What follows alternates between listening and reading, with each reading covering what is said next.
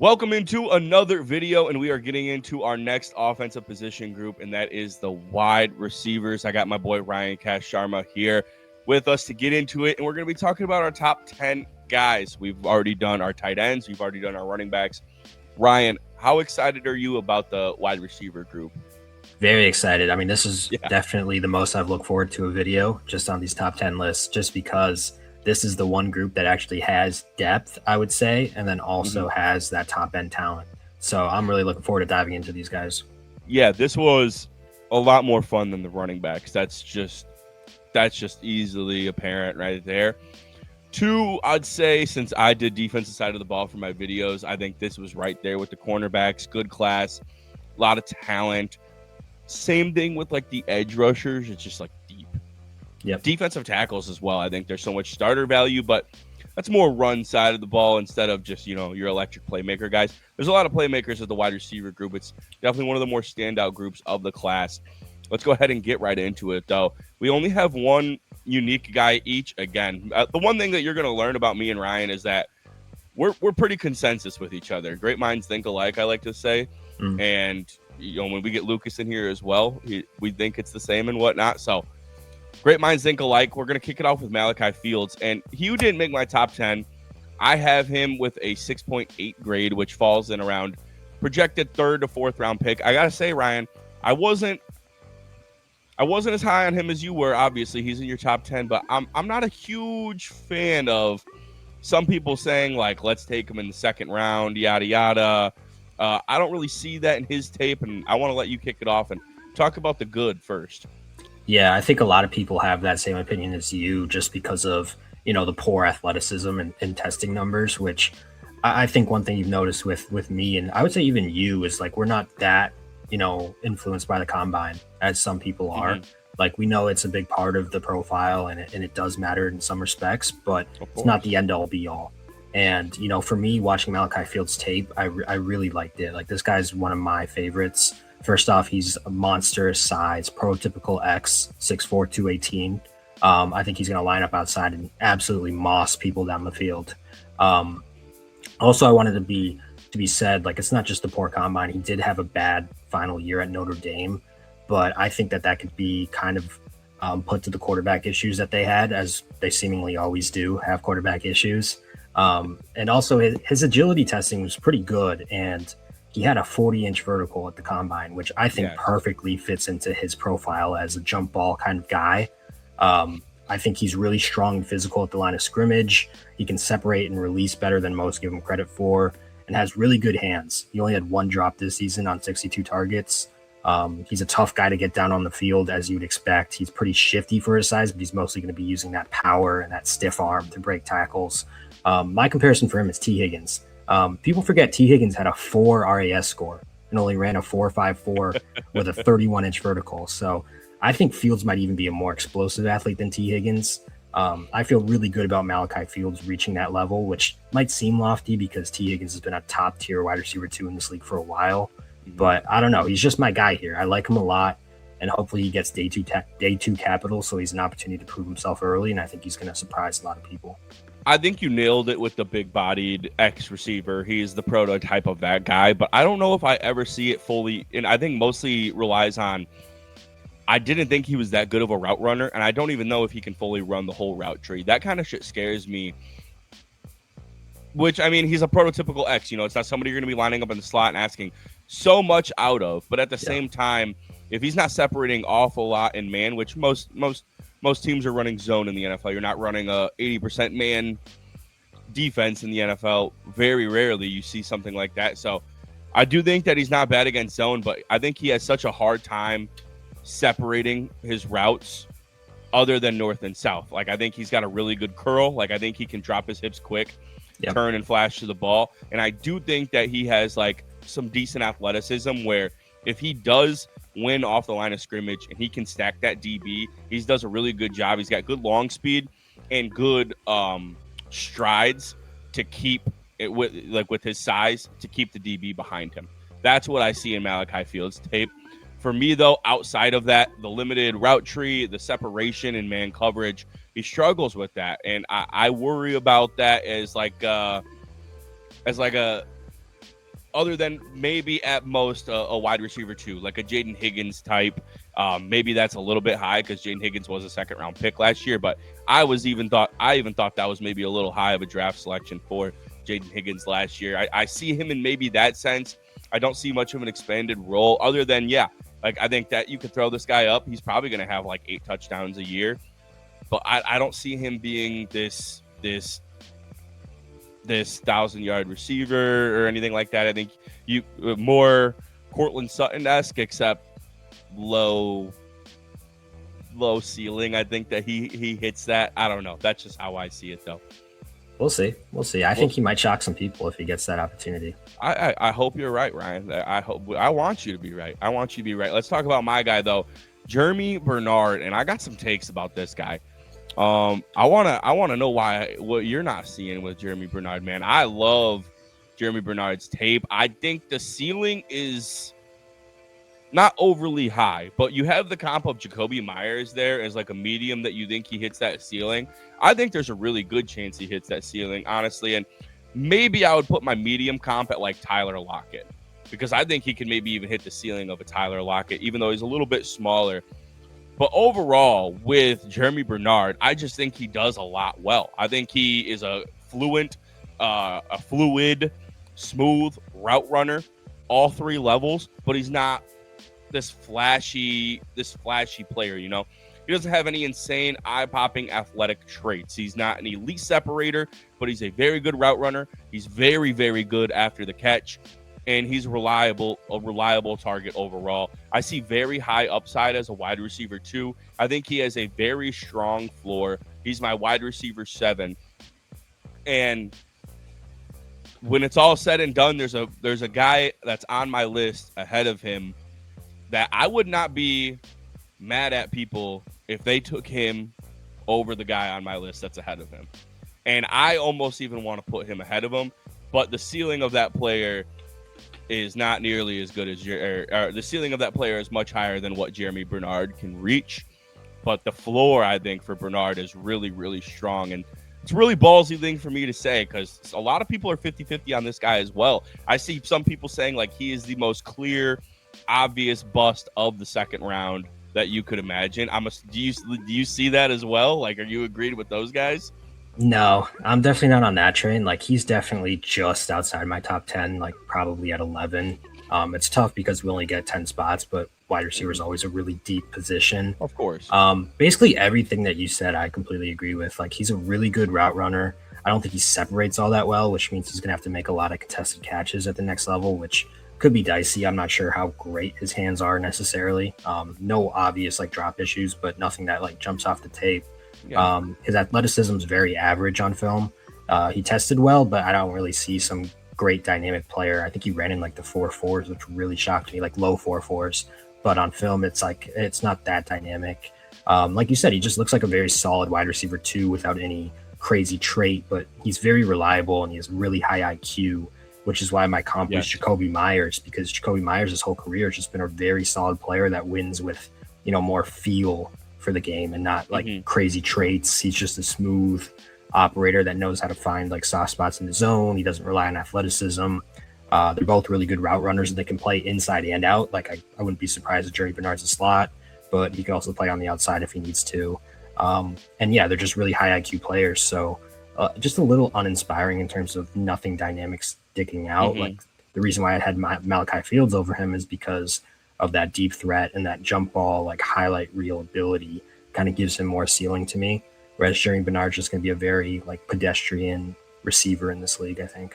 Exactly. And this is the one position where it is very easy to buy into the highlights, you know, like these, like you could make an argument that Jacoby Lane, who's just outside of my top 10, is one of the most like highlight reel guys of this entire class.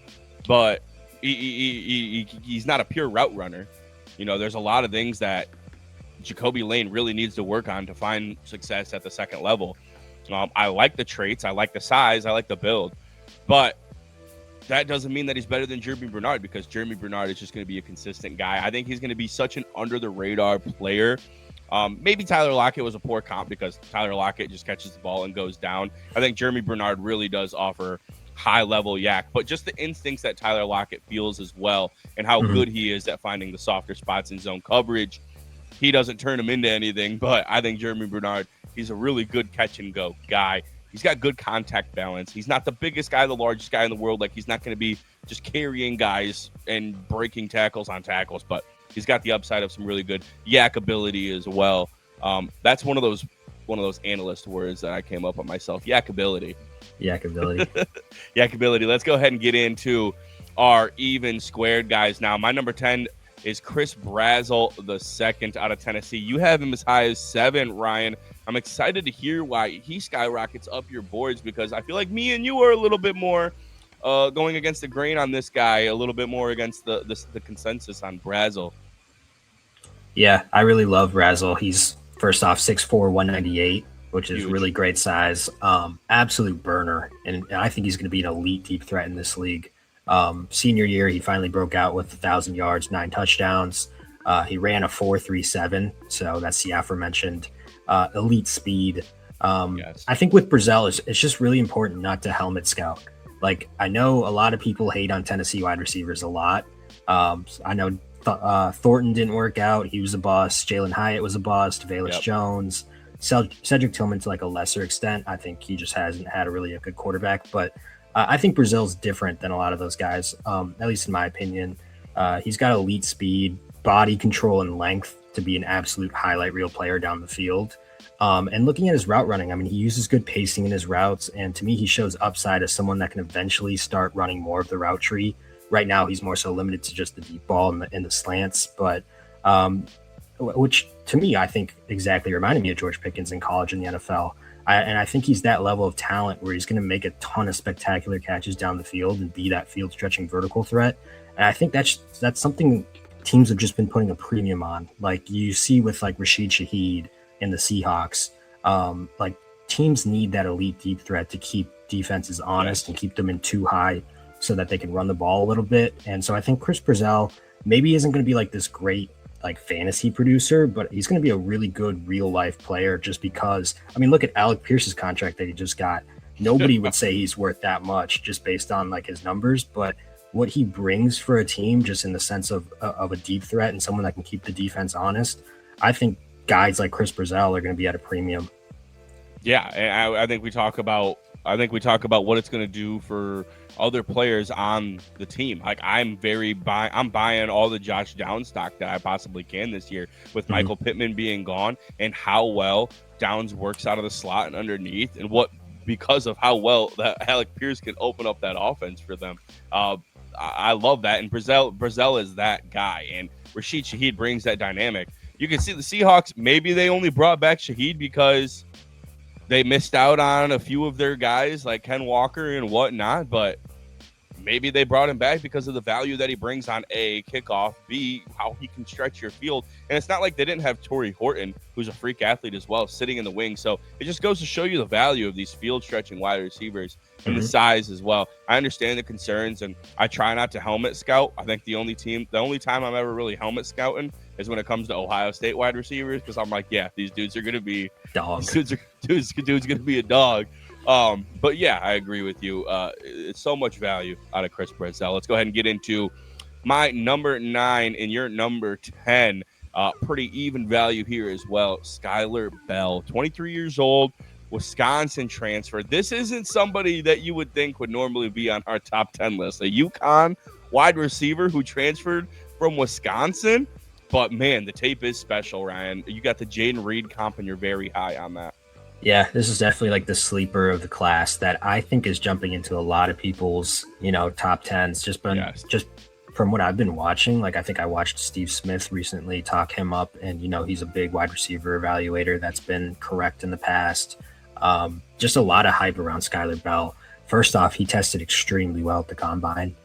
He ran a 4.4 flat, which was very, very good. He's got good size at 6 foot 192.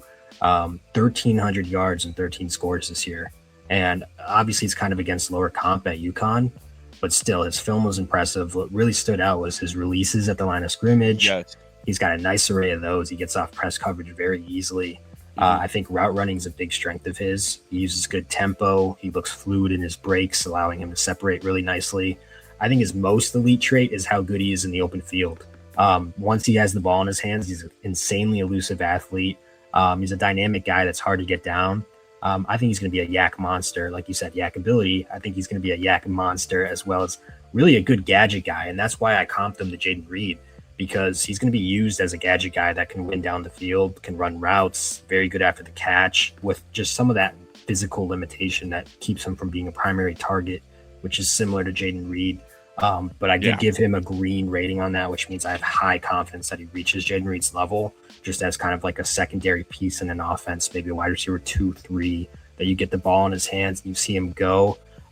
There are some flaws there. Like I noticed some drop issues in his game, but overall not a huge weakness. He had 4 drops this year, but he did have 140 targets, which is a lot. So nothing that's too crazy to me.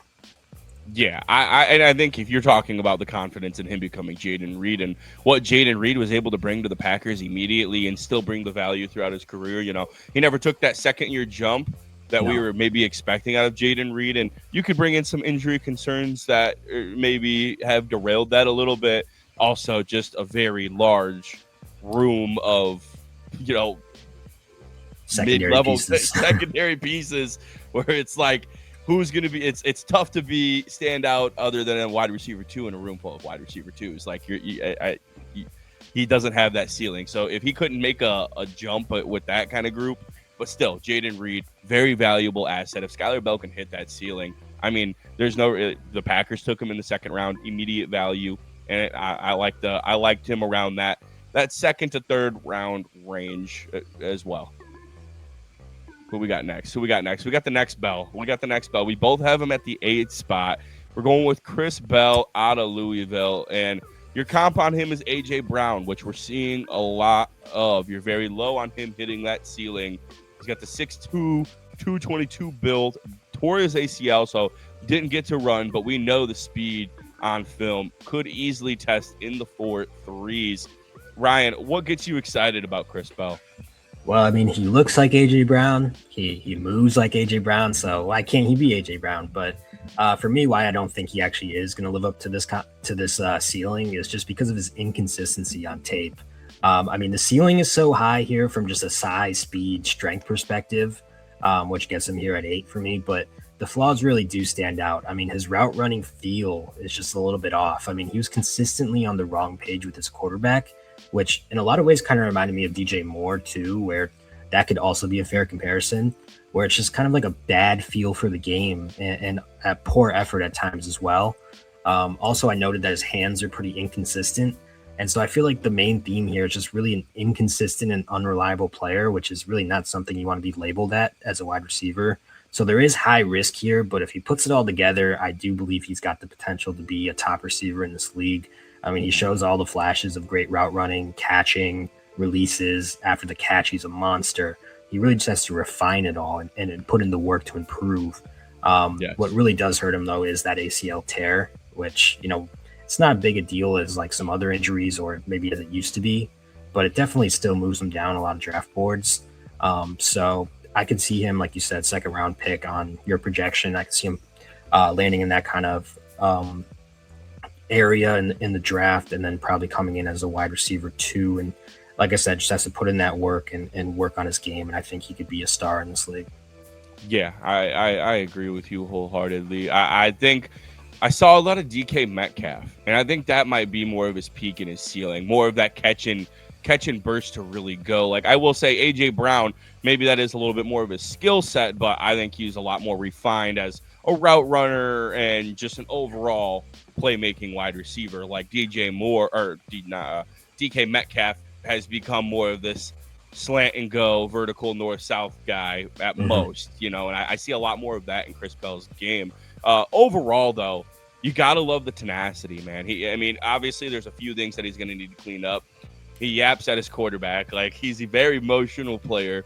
A lot of penalties as well over the last 3 years. That shit's not going to fly in the NFL. It's going to fly at Louisville. It's not going to fly in the NFL. But other than that, if he can work on his technique and his route running, clean up his hands a little bit, the ceiling is limitless for this guy. And I think that he's at least always going to have the floor of an explosive gadget player.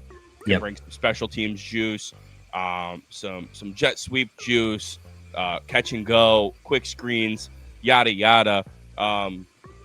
I think that's a good floor and a good player to take a risk on in the second round because the intangibles are there. I think that we're talking about this guy as maybe a late first round pick right now if he did not tear his ACL. Yeah, I think he's the most volatile player in the draft for sure. Like you said, very high ceiling. AJ Brown like ceiling, but the lows could just be him being like a gadget. I almost like the first name that comes to mind, unfortunately, is like Velus Jones, maybe. Just kind of like a gadget, get the ball in his hands, maybe put him at the running back position if things don't work out, kick returner.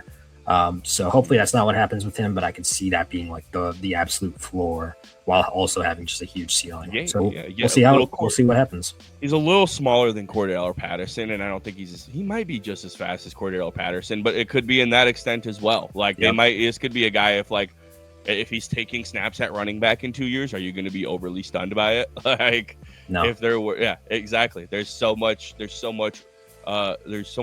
to his game. Let's go ahead and move into our next guy. That's Denzel Boston. I got him at the 6. You got him at the 5, Ryan. And I was talking about Jeremy Bernard and Denzel Boston, which is ballsy, I think, to say. But when I was talking about, I would not be surprised if somebody wanted to take the floor of Jeremy Bernard over somebody like Denzel Boston. That wouldn't shock me. And I got a firm second-round grade on him. I do not have him as a first or second guy. A lot of people, I do think, have him as a first-round pick. I see some comps having him go as high as 16 to the Jets, even into the 20s if he's the next A.J. Brown replacement. I just don't see it, Ryan. I don't know how you feel about my second-round projection. Since we are very similar in the rankings, I want to know where do you think? Do you think he's worthy of a first-round pick? Because me personally, I don't see it on tape. I don't know. I don't think I would put him in the late first or even mid first, like you were saying. But I do think he's very worthy of an early second-round pick. Like, he just feels like the type of receiver that goes in the early second. I was kind of eyeballing the Las Vegas Raiders. I know that's a very popular destination for him to pair up with Mendoza. And I would really like that for Denzel Boston. I believe they pick around like 33, 34, something like that. So that would be a very strong pick for me. I really like the player. He's 6'4", 212, great size. He did not test, but I would guess he'd probably be in like the 4.5s. Like, he looks really athletic on tape. He had back-to-back great seasons at Washington, taking over that wide receiver 1 spot once Rome Odunze, Jalen Polk, Jalen McMillan all left for the NFL. He's got really good acceleration for his size. That's something that stuck out to me on film. And then he uses that size down the field to come up with contested catches. I think he needs to refine his release game, his route game a little bit, but his ability to separate early does stick out to me for someone his size. I think he uses good pacing in his routes. His hands are excellent. The yards after the catch aren't really there, but it's not really a big deal for a guy with his profile. He kind of reminds me a lot of Malachi Fields, actually, but is just kind of quicker and more athletic, which is why I gave him the Nico Collins comp. Nico Collins is kind of similar with the size and vertical ability, but then offers more as like a good route runner and athlete to separate over the middle of the field and really run that full route tree. So given the fact that Boston's probably gonna be a likely early round 2 draft capital, I see no reason why he can't contribute immediately as a wide receiver 2 that maybe even turns into a wide receiver 1 in the right opportunity. I see Michael Pittman Jr. all over him. Okay. Like, that's like, I don't know how you feel about that. That's all I see when I watch Denzel Boston is Michael Pittman Jr. Which take Michael Pittman Jr. however you want it. You know, Michael Pittman Jr. is a valuable possession receiver who can get some easy wins if he's in a mismatch, but he's not an elite separator. He's not some fancy playmaking wide receiver. He's a very good contested catch guy. You can go up and throw him the ball. He's a guy who can, like you said, win a little bit early. I do think that he needs to be a little bit better in press coverage for his size, but if he can get a good jump, a good acceleration, you know, he can be a first down machine. He can be a guy that you can hit on the boundary, and he's a phenomenal in the red zone. He does have some very spectacular catches on film. I mean, 20 touchdowns in his last 2 seasons. He's got insane body control, a very good catch radius. But overall, I just don't see him being this elite separator. I don't see him being this this 1,200, 1,300 yard guy. I can see him sneaking a couple 1,000-yard seasons in there as time goes on, but I don't ever see him working as a true wide receiver one, a true playmaking threat. I think he's reliable. I think he's going to be valuable, but I don't see the projection of a first round pick, and I don't really necessarily see the traits. And I'd probably give him the green on the Michael Pittman Jr. I think he can hit that ceiling. But I don't nothing jumps off the page to me where I need to get my hands on Denzel Boston. No, that's fair. Yeah, I like the Michael Pittman comp. I think wasn't he an early second rounder as well? Like I think he was the second pick of the second round. So I had to go double check that when I was like, I see a lot of Michael Pittman Jr. in his tape, and it's similar to like what you could say with Jaden Higgins. Yeah, like also a guy who went in the first few picks of last year's draft class, but never really. And that's the thing, though. You think about like the Keon Coleman selection. He was another one of those guys. Tall, physical, good hands, but never really separated well. And then you look at the Ladd McConkey pick. It's like I really do give a shit about these guys separating. Where it's like, if they hit the ceiling of this possession X guy, like it's awesome. You know, they are valuable. But I feel like the hit rate is so much better when you're at least taking a swing on these maybe 6 foot, 200 flat guys who are running 4.4s and are cleaning out the route tree and separating in man coverage. It means a lot to me, really. And it's not a hate on Denzel Boston. Maybe it's just a hate on the play style overall in general. Yeah, I've seen some guys comp him to Puka Nacua, which is kind of blew my mind. Blew my fucking mind. Where the fuck do you? I mean, they both played at Washington, so maybe that's what it is, like little Pac-12 bias or something. But and like Puka wasn't this like coming out of Washington. He wasn't like extremely explosive. Like his intangibles weren't like nuts. But there is like the play style is just different, though. Puka Nacua separates at a very high level now. Yeah. Like he doesn't have the intangibles, but Denzel Boston's route running, like the one thing when watching Denzel Boston that I liked about his route running, he had a sick double move. But I think that's more because they're not expecting him. Like he doesn't threaten defenders at his breaks. Like if he's moving inside or outside, like they're not afraid of that. So I think that's why they maybe get caught up by a double move when he breaks in and they take it lackadaisical because they're not afraid of him. And then all of a sudden he's moving back up. It's like, oh shit. Like that's the one thing I see in his tape, but I don't know. Like it's not page jumping to me. I don't mind the Nico Collins comp either. I think that's a good medium comp. Let's go ahead and move into our next guy, Omar Cooper Jr. We're just swapping Boston and Jr. here, which is, kind of these guys in the consensus range of flip-flop them either way you'd like. I have a back-end first-round grade on him. Likely, probably think that he should lean second round, but I do think that with who's kind of picking at that back end, you got guys like the 49ers there, the Browns there. He's going to find some value, I think. The Bills potentially, even though they just drafted his guy, or they just traded for his comp, so probably not. But Omar Cooper Jr., Ryan, what stood out to him about you outside of the yak ability? Yeah, I would say this guy probably to me is one of the more overrated guys in this class. Okay. I would say he deserves more so mid-second round capital, and I think he is going to go in the first round, which, I mean, I think a lot of people around this time of year try to find like the next Deebo Samuel, like every year it feels like, and it seems that that's what Omar Cooper Jr. is kind of earning as a comparison. Whereas, like, I don't really see it. I mean, as you can see, 6 foot, 199. He's not Deebo Samuel built. Deebo Samuel's built like a fridge, 220, 230 pounds. Yep. Now, Omar Cooper Jr. does have a different type of game than Deebo. He did test really well, ran a 4.47. But like you said, what stands out really about his film is his yak. I think he's the best player in the class after the catch, which gives him those kind of comps. But I gave him more of a DJ Moore comp because I feel like he's a little bit smaller and he kind of offers more as a receiver though than a Deebo, whereas he can run, he can win down the field, he can make a lot of contested catches and big time highlight reel catches, but he's still not this like great route runner. So I think a lot of his touches are going to be manufactured. Think wide receiver screens, think running back snaps. He doesn't get open all that much versus man coverage, so there's some separation issues, but his hands are really good, and he's going to make some really incredible catches to make up for some of his route running and separation flaws. So I think that's why DJ Moore kind of stands out as a guy that's maybe gadget with upside as a route runner and a downfield threat.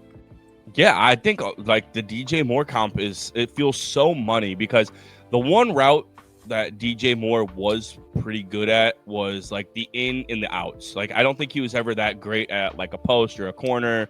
No. But when he needed to just do 10-yard up and then cut straight in, like he was pretty good at that. He had that, and the out route as well. Like that was like the two routes where DJ Moore kind of succeeded, other than when you're using him in gadget form. And I saw a lot of that in Omar Cooper Jr.'s tape. And on top of that, just everything else that he brings, I like the upside more of what he can become than Denzel Boston. And like I said, I do think that this leans more on the play style probably, because I like that this is a guy who can line up outside. He has the versatility. It is not like a Debo where you're probably not going to be lining him up outside, which is closer to DJ Moore's comp as well. But he's mostly going to get his work in the slot. The one thing that stood out to me is like, okay, and this is maybe a little bit advanced analytics that will turn some people off, but he didn't get a whole lot of work until just this year, but his yards per route run was consistently good throughout his collegiate career, where it's just like, okay, when his name was called on, he showed up. Like it wasn't called on often, but he showed up. And that kind of stands out to me, where it's like his advanced stats look good over the course of his collegiate career, where it's like, okay, there was some juice there before. It took him a while to break out in a veteran Indiana team like this, and he finally does it. But he has some playmaking of traits on there and some wild catches. Think about the Penn State catch. I mean, that was his. I know. The game winner was absolutely nuts. So there's flashes of high-level receiver play in there. It's not consistent enough. Like you said, he's not a phenomenal separator. And, man, I do think he needs to improve in tracking the deep ball. I think he slows up sometimes way too much, but he has the vertical threat there. He's not an absolute route-running technician, but there's so much elusiveness, power, contact balance on top of, him being able to find the soft spots in the zone coverage. He's a very good zone route runner. He's very good at manipulating his speed and whatnot, getting guys to jump into the zone quicker and get behind them. So I like Omar Cooper Jr. a lot. I think the ceiling on his value is there, but I understand the nerves as well, because these players, like you said, somebody's always trying to find the next Debo Samuel. These gadget guys, it doesn't always work out. The hit rate's low with these guys as well. Yeah, no, I remember when we thought Velus Jones was next Debo Samuels, and that's 2 Velus Jones mentions in this video. There's many. Too many, yeah. Yeah, but still, like, everyone does look for that next, like, transcendent player, and Debo definitely changed the game in a lot of ways, and I think that's what's boosting Omar Cooper's stock up to the first round, in my opinion. Yeah, I agree with you. Here we go. Let's get into the real heat and the real juice of the class. And we're going to kick it off with our first one, KC Concepcion.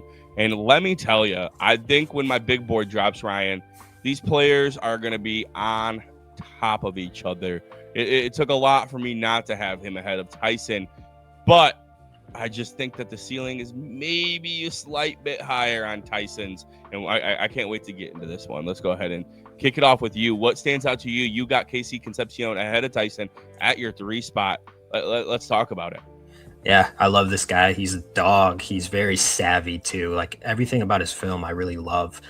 First off, he's 6 foot, around 200 pounds, which I think is a perfect size in today's NFL to play inside, play outside. Yep.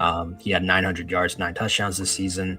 Like I said, what really stood out was how savvy he is. I mean, his release game off the line of scrimmage is nasty. He'll dust defenders. Yeah, he'll dust defenders immediately, get open insanely quick.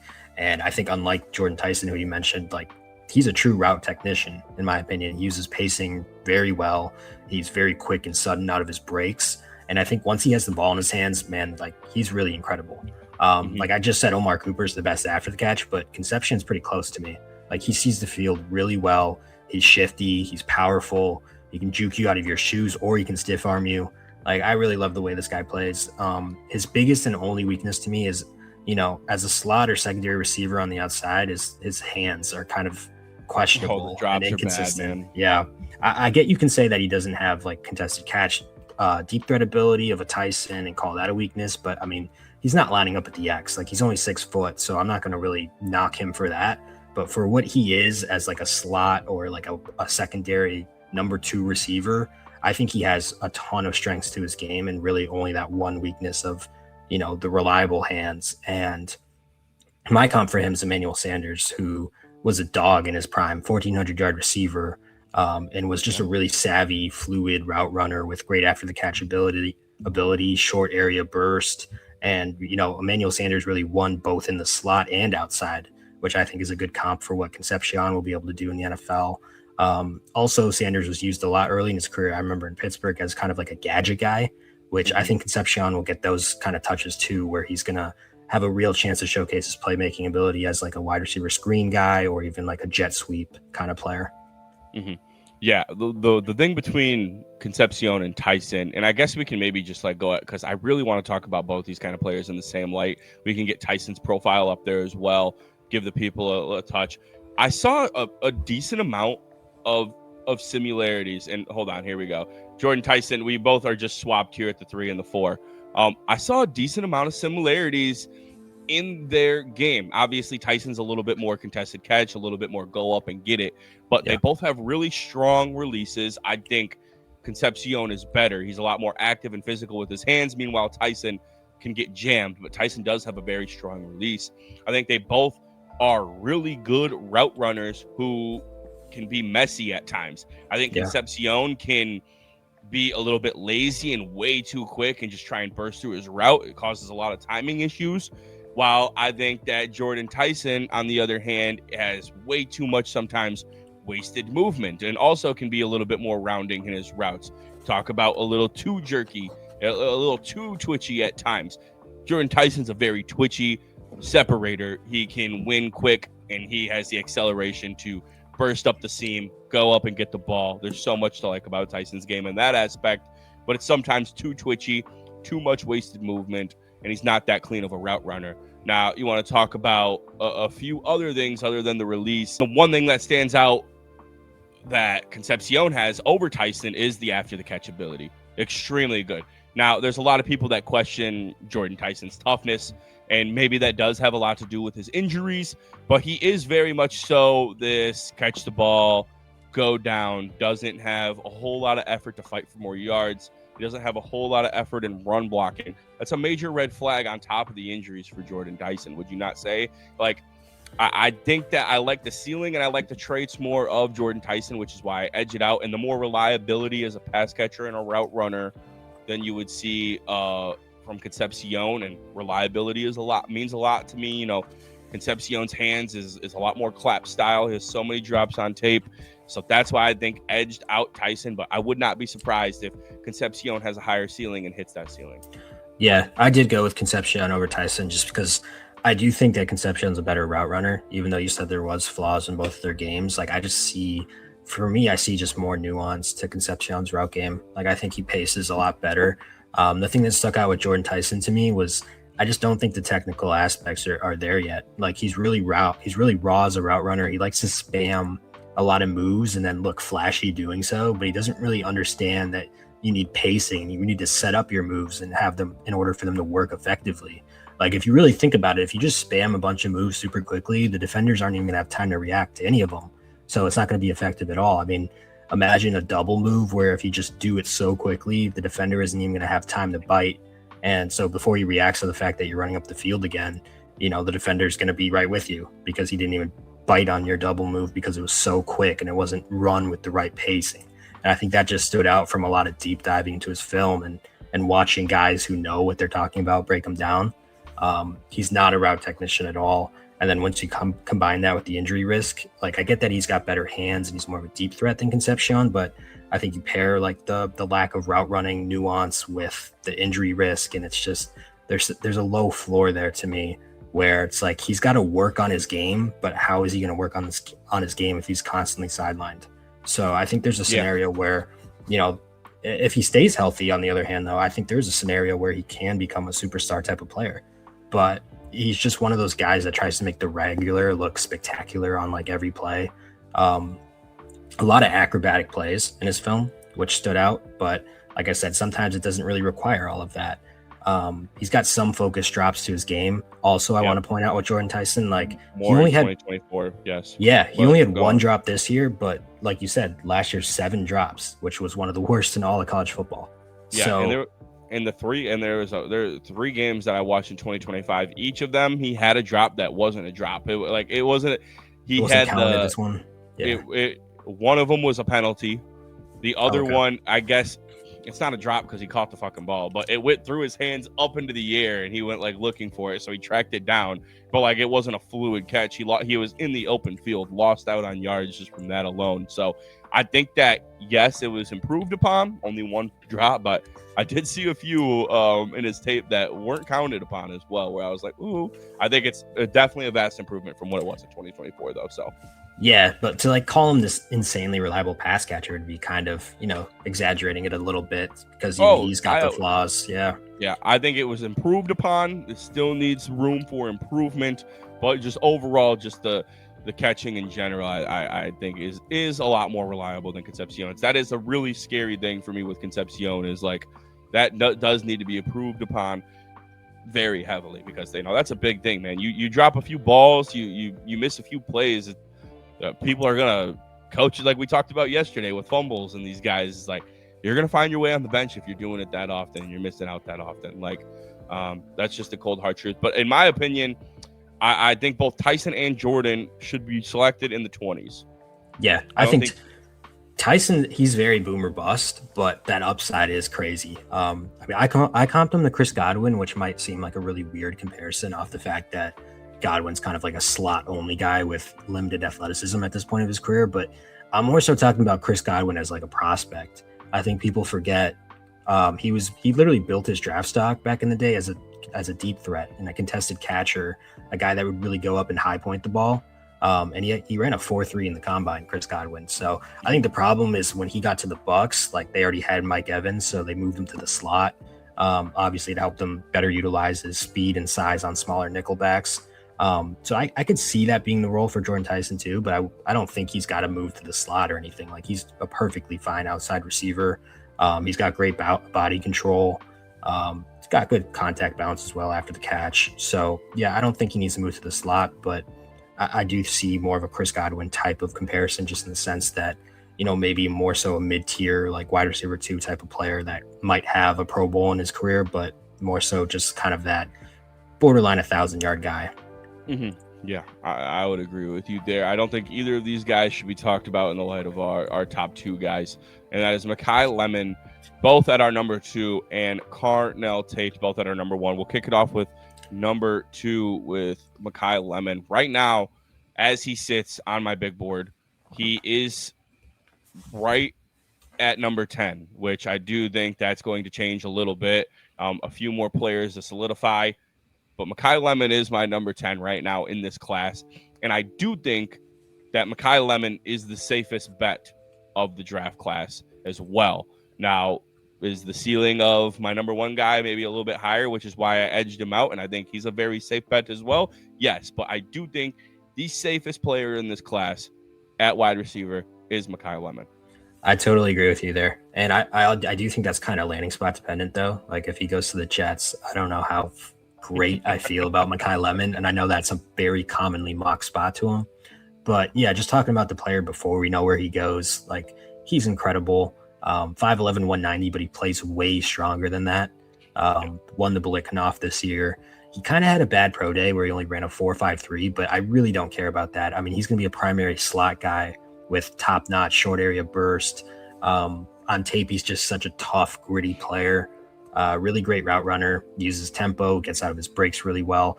I think he might have the best hands in the class. He rarely drops the ball. And more than that, he makes catches against contact routinely. And also, like, in all of these, like, big gotta-have-it moments, like 4th down or they need a big play to win, he's always making tough catches, and he just seems like a clutch player.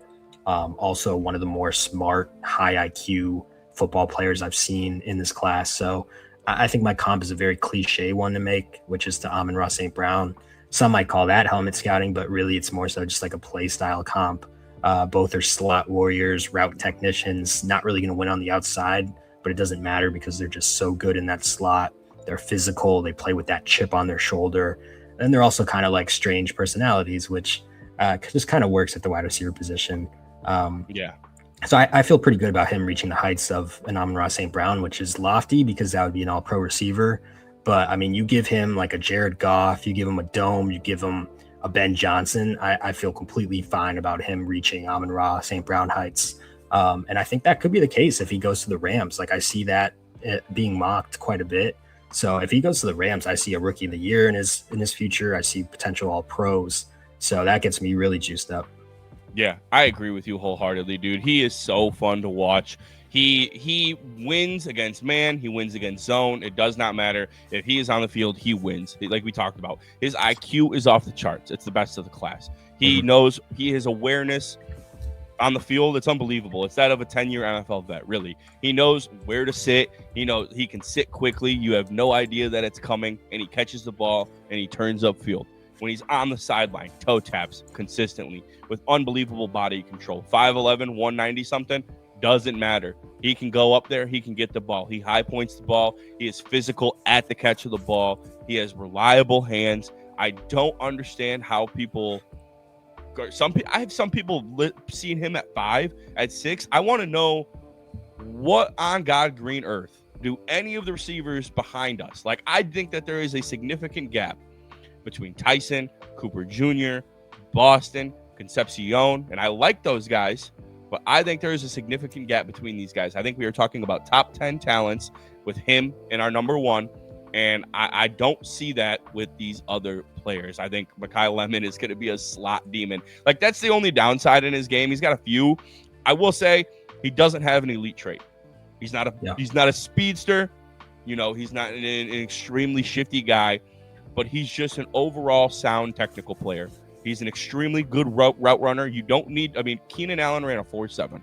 You do not need to be this extremely fast football player to be a good route runner. Makai Lemon has it. He doesn't take shortcuts. He doesn't take any roundings. This guy, around his breaks, this guy's phenomenal. Like, I love everything about his tape. You know, he doesn't have an insane catch radius. He's not a home run hitter, but he's phenomenal after the catch. He's phenomenal at getting open in both coverages, consistently, reliable hands. When you need a play, you get a play. That is Makai Lemon's football. I think any team would be stupid not to take him. Yeah, I mean, you said he didn't have an elite trait, but I would say his hands definitely are an elite trait. Of course, and I think more athleticism, elite athletic trait. Yeah, when you're talking about like the clear tier break between the top 2 and the rest of the class, like I would say those hands are what separate him, because I would probably have Casey Concepcion pretty close to Lemon, but he's got that fatal drop issue, and that matters a lot. So yeah, I'd say Lemon is safely in the top 2 in the elite tier of this class. I don't understand why anybody would have him outside of there as well. Yeah, I agree with you wholeheartedly. Let's go ahead and move into our number 1 of the class. That's Carnell Tate and Justin Jefferson comp. Yep. Ryan, with medium confidence, not even low confidence. Not low. When you throw these lofty ones out there, comps, it's usually low. Like Amon-Ra St. Brown was a lofty comp, but this is a different animal. You know, you're talking about one of the generational receivers of our time, Ryan, and you think that there is a medium chance that he hits that ceiling, and I'm very excited to hear why. He's going to be a superstar. He's my favorite receiver in this class I would say by quite a bit of a margin even. Like, I love Makai Lemon, but I've got Carnell Tate kind of like you would have Justin Jefferson over Amon-Ra St. Brown, like 2 superstars, but one is just in a different level. And, you know, first off, he's from Chicago, so you know he's tough. Also 6'2", 192 pounds, which is, we like that shit. I think that's almost perfect size for the modern superstar. Testing got him at a 4.53, which was disputed by some. Some said they had him in the 4.4s. Who knows? That could be like agents trying to change the narrative or whatever. But his film doesn't show any indication of him being slow to me. He had the best film in the class of any receiver. He's the best route runner in the class by far. His hands, I would say, are amongst the best in the class. 0 drops this year. He catches everything in his vicinity, whether it's contested or it's a bad ball. He'll grab them all. He runs incredible routes with nuance and pacing, and I think this is the biggest distinction between him and Jordan Tyson, because that's another comp that people, like to make. Some people think Tyson's better than Tate. To me, it's like it's a different league just in terms of the routes that Carnell Tate runs. He sets up defenders really, really well, and he separates just as elite receivers do. He's a big play threat down the field, but he's more than just a deep threat. He shows flashes of being good over the middle on timing routes, being able to be that primary receiver. I know people like to bring up those, like a couple of those clips against Miami where it seemed like he was scared of contact. But in reality, it just seemed like those were miscommunications where he settled down in zone and the quarterback kind of threw it like he expected him to keep running. So it looked bad, but I don't think he's going to have any problems like catching the ball over the middle of the field, a la like Brian Thomas last year. Like I don't see that in his game. He's tough, like I said, from Chicago. He wins with a ton of contested catches. He runs well after the catch, bounces off of tackles. He's also a really good blocker, which stood out to me. So this is just like an all-around football player. The reason why I gave him that Justin Jefferson comp, and yeah, you heard that right, medium confidence on that. Like I think he can become that level of player because even though Justin Jefferson's off to like one of the greatest starts to a wide receiver's career ever, they just look so similar to me on tape, just in terms of how they move so fluidly, how they run routes, how dominant they both are as deep threats, but they can both play inside or outside if needed. They never drop anything. Plus they're both very willing blockers too. I'm pretty sure they're like the exact same size. I think Justin Jefferson was 6'2", maybe 200 pounds, something like that. So their build just looks very similar. So to me, it just kind of fit perfectly. His college coach, Ryan Day, said he's a combo of Garrett Wilson and Olave. I don't hate that either. But I feel like if you took the best from Garrett Wilson and Olave, maybe you'd probably even get Justin Jefferson. So I don't think this comp is that crazy. I feel like everyone I trust loves this guy. I have him being just like an all-pro caliber, franchise-altering talent and a top 5 wide receiver in the NFL if he goes to the right spot. That Browns landing spot scares me, but if he goes somewhere like Washington, I'm all the way in on this guy. Yeah, I agree with everything you said. You just talked for like 3 minutes about how much you love this guy, and you didn't leave me much juice to offer. But yeah, I agree with you wholeheartedly. People like to bring up the idea that he was never a wide receiver one. Yeah, which that's dumb. I think that you can just go ahead and look at last year and what Egbuka was doing before he started facing injuries in Tampa Bay. Like he was on track to win Rookie of the Year. He looked like the best of the class, and he was never a wide receiver one. He had Jeremiah Smith and Marvin Harrison Jr. to deal with. He had to deal with Jackson Smith-Njigba as well. And I think we just got to really stop overthinking. Like we overthought Jackson Smith-Njigba. Jackson Smith-Njigba was the clear and most obvious top 10 player of that 2023 class. We got to stop overthinking these Ohio State guys. Maybe we're going to eventually lean into that point with like the Alabama DBs over time, where it was like for the longest time, like if they had Alabama on their helmet and they were a defensive back, like, yeah, this guy's going to be a damn good NFL player. We're getting into the Terrion Arnold and Kool-Aid McKinstry era now, where it's starting to no more Saban. Yeah, no more Saban and whatnot. So it's not as true. But overall, like, I think this guy is going to be an absolute superstar, like you said. And he just glides, man. He just glides. Like you said, he's running man routes.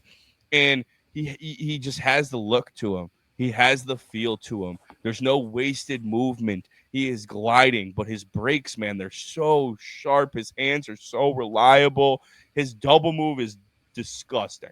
Yeah. Like his double move is the best of the class. He's getting open by like 10 yards on some of those. Oh my God. Like the separation, like you go look and do some screenshots of his tape. This guy is open, like 2000, like 7-Eleven open, 24/7 guy. Like there's so much to like about his film. The one thing that I wanted to ask you though was compare it to this class and last year's class. I want you to give me a top 5, grouping the classes together from this year and last year. And I gotta say, Tate and Lemon still aren't my number 1. I think they're good. I don't think that like we're talking a superstar here. Like I think that we're talking a very good wide receiver 1. I do think that we're probably leaning like a more Olave and Garrett Wilson though. I don't think I'm as high on Justin Jefferson as you are. On Carnell Tate as you are. I'm still very high on him. Number 1 in the class. I think he's a top 10 talent, but I do think he's more Garrett Wilson and Chris Olave which is a very good wide receiver. You know, these guys are still arguably top 10 in the NFL, you know, give or take. But I still am taking Luther Burden over both of these guys. I don't care. And I don't give a shit, dude. Go watch the video of me talking about Luther Burden last year before he was even rocking my Chicago Bears. I'm sorry. That guy was a superstar. It was the most overthought player in my head. I still think he's going to be a superstar. I think in 2 years, we are talking about Luther Burden as a top 5 talent in football. And I'm still taking that player to this day over Tate and over Mekhi Lemon. But Mekhi Lemon and Tate would be my 2 and 3. Okay. No, I like that. I mean, I was obviously big on Luther Burden as well. He was my number 1 guy before he was a Bears. Yes. So I was right with you on that. If I were to rank him, though, I'd have to say Carnell Tate would be my number 1. I mean, obviously, I just comped him to Justin Jefferson. Like, I love Luther Burden, but he's not that to me, he's not that number 1, like, X receiver that's going to get, 10 to 15 targets a game. Like, he's going to be more so in that slot area. He's going to be more underneath in the intermediate wide receiver screens. So he's not like that transcendent wide receiver 1 type. So I'd have Carnell Tate 1. I would put Luther Burden 2. And then I would say Mekhi Lemon 3, probably Casey Concepcion 4. And then if I'm giving a 5, I would probably then I really wasn't high on Tet. So yeah, I know you weren't. You weren't a Tet guy. I would be higher on him than Jordan Tyson, though. So I would put Tet at 5.